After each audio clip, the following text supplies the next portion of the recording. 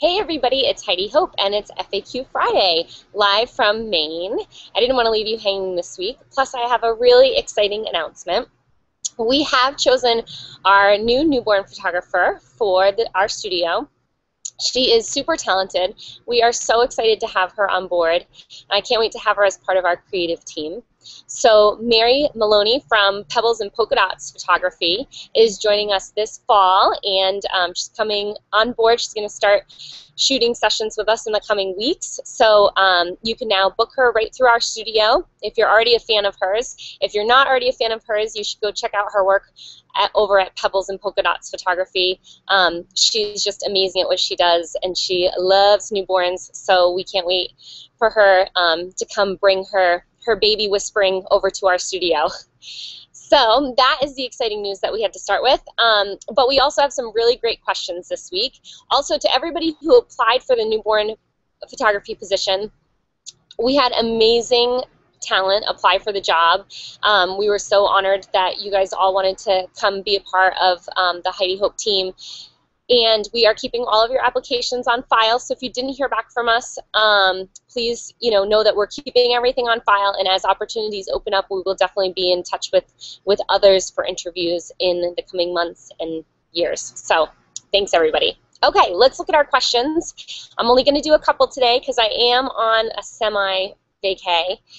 It's our last little long weekend enjoying summer up here. So I'm just going to pull these up. I had my secretary email them to my phone, so let me pull them up for you. Where did they go? I've gotten like 200 other emails since then.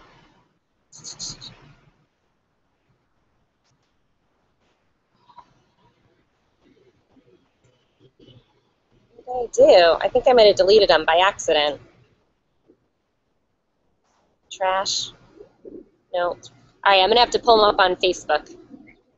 Good thing for all this technology, right? I don't have a printer handy up here.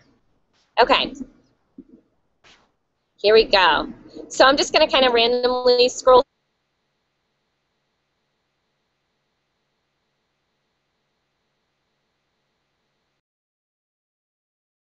Favorite candy? Well, if you know me, you know that I can't pick favorites because I like everything. But I would have to go with dark chocolate and also Skittles. I really like Skittles. Okay. Let's see. When Michelle asks, when you were choosing a name for your business, why did you opt for your personal name as opposed to anything else? I'm seriously struggling with the long-term impact of this initial and what should be simple decision. Oh, I get this question a lot, and I struggle with it too. I don't know. I actually thought maybe I was actually kind of a fine artist first, and Sean and I started dating in college. So when I started doing my own artwork, I always used Heidi Hope as my pen name. Hope is my middle name. And so I was like, well, if Sean and I get married someday and my last name changes, at least if I sign all my work Heidi Hope, then I will always be Heidi Hope, regardless of the last name.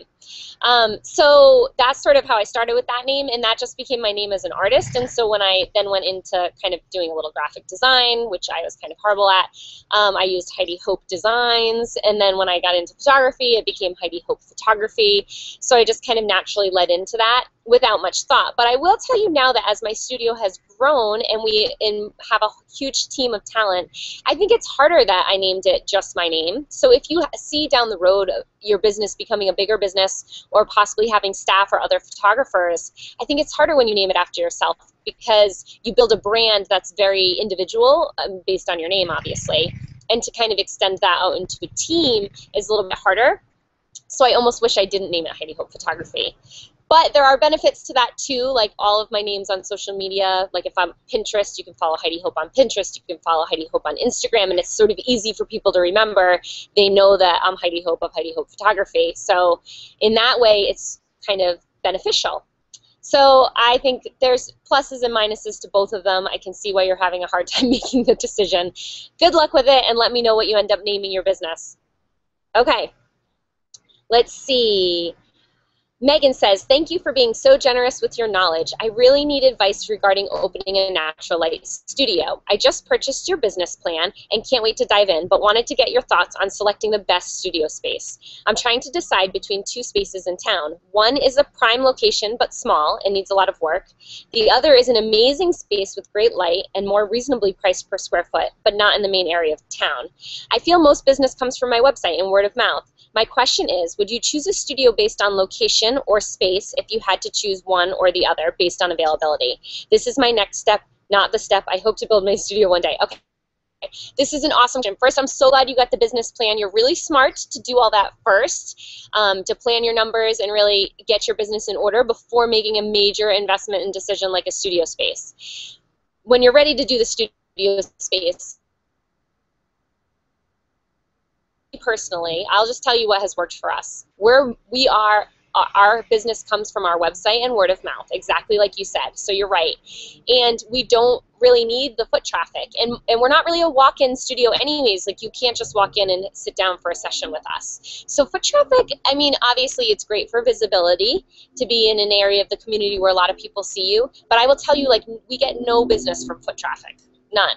Most people are finding us either they're finding our website online and falling in love with our work, or they're being referred to by a friend. So I would absolutely 100% get a better space that you don't care about the location as much, rather than pay a premium. And we did this when we looked at our last studio space before we signed where we did.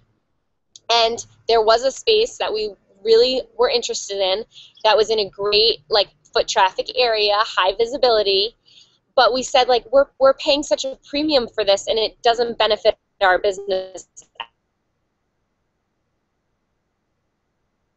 We opted for a much larger space in a beautiful, it's still a beautiful location, just not high foot traffic. I mean, we are on a great little street now.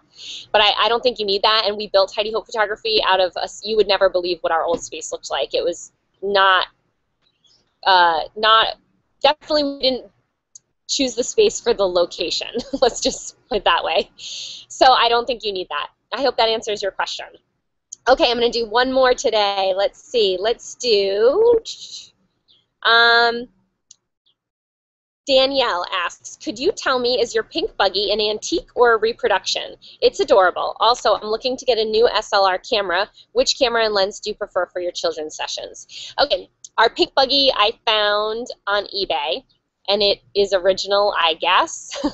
It's not a reproduction that I know of. And then for the SLR, so I shoot with a Nikon D4. I love that. It's a great full frame. It's an amazing camera. I used to use the D700. I also loved that camera. For our studio sessions, we love 50mm lens, and I do like that length with children because you're close enough to them to really, like, engage them, especially for toddlers and stuff. I think when I shoot with a longer lens for that age group, I can't engage them as much, which is fine for, you know, more lifestyle and candid stuff. But if you want the shot that the parents want, where the, you know, child's looking right in the camera and you're really interacting with you, I think a shorter lens is a little bit better for that. Indoors, outdoors, you can kind of use it for everything. But I love 85 as a portrait length, and I love 35 for more creative shots that like taking the landscape and our lifestyle and nature. So I guess I'd do the 50mm first. All right, these are awesome questions. Thank you so much, everybody, for joining me here in one of my favorite places on earth. And I hope you have a great weekend, and we'll see you next week. Bye.